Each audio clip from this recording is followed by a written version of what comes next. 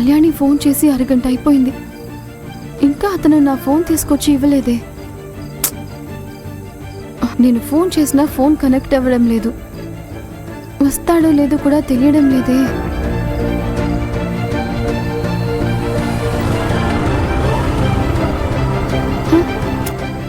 అమ్మయ్య, వచ్చేసాడు. Hi. Hi, లోపలికి రా.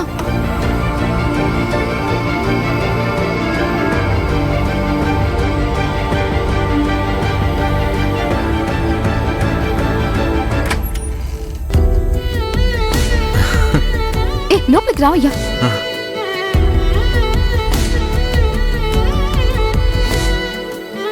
తొందరగా లోపలికి రా. రావయ్యా బాబు,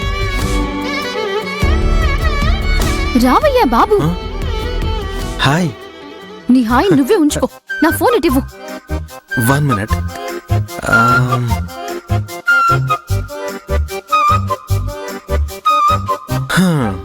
ఫుల్ ఫ్రీగా ఉన్నట్టున్నావు.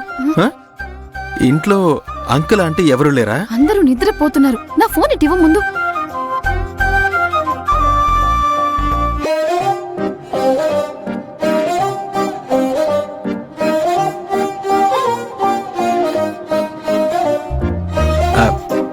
సత్య, వెరీ సారీ. ఎందుకు సారీ? ఇటివ్వయ్యా.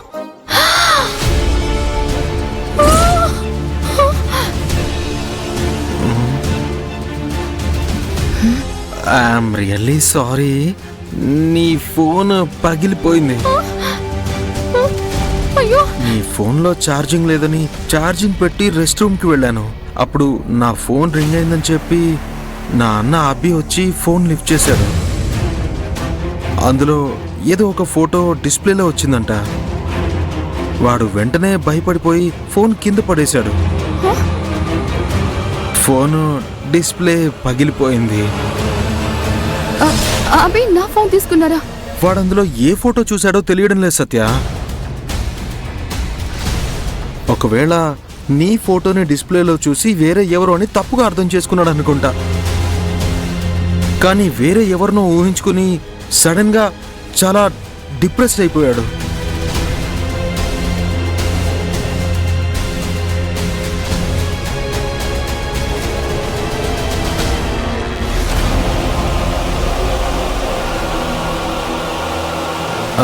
సారీ సత్య.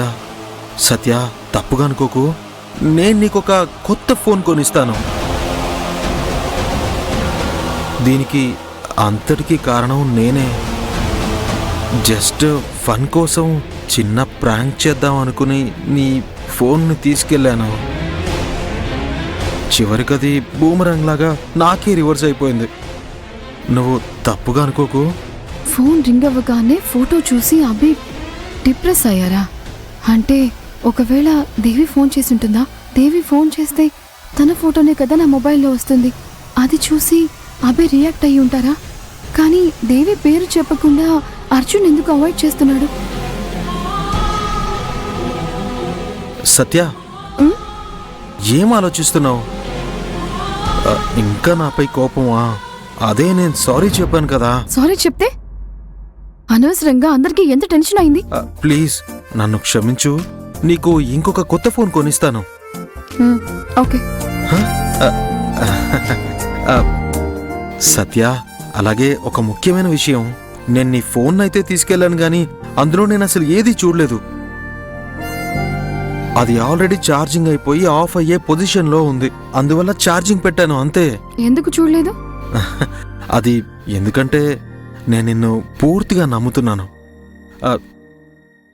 నమ్మడం మాత్రమే కాదు, నువ్వంటే నాకు చాలా ఇష్టం. నేను ఇంకెవరినైనా లవ్ చేస్తున్నానేమో అని నువ్వు అనుమానపడకు. మళ్ళీ చెప్తున్నాను, ఆ రోజు నేను కాఫీ షాప్లో మాట్లాడిందంతా మనసులో పెట్టుకోకు. నేను ఆ రోజు చెప్పిందంతా అది 100% నీ గురించే.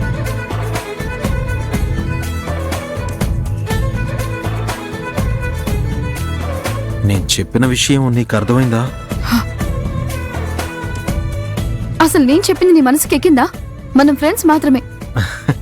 మనం ఎవరినైతే బాగా ప్రేమిస్తున్నామో ఎవరిని బాగా ఇష్టపడుతున్నామో వాళ్ళ మీద పెట్టుకున్న నమ్మకం చాలా చాలా ముఖ్యం సత్య.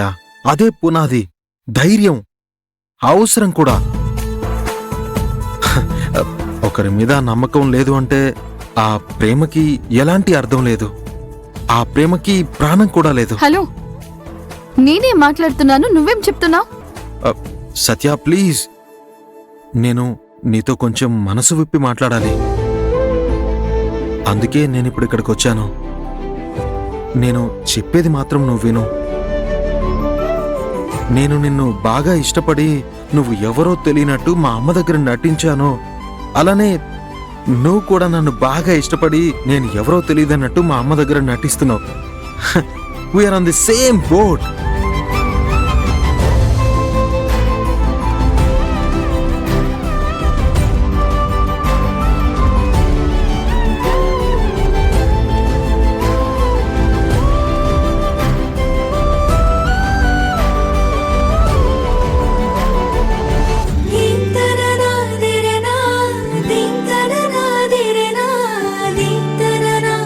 సత్య, నా ఫీలింగ్స్ ని కొంచెం అర్థం చేసుకో. నేను నీ దగ్గర ఫోన్ తీసుకెళ్ళింది కూడా ఊరికే తమాషాకే సత్య. నీ ఫోన్ని చెక్ చేయడానికి కాదు. నీ దగ్గర ఏం తప్పు ఉంటుంది సత్య? నువ్వు ఆకాశంలో ఉన్న కల్మషం లేని చందమామలాగా.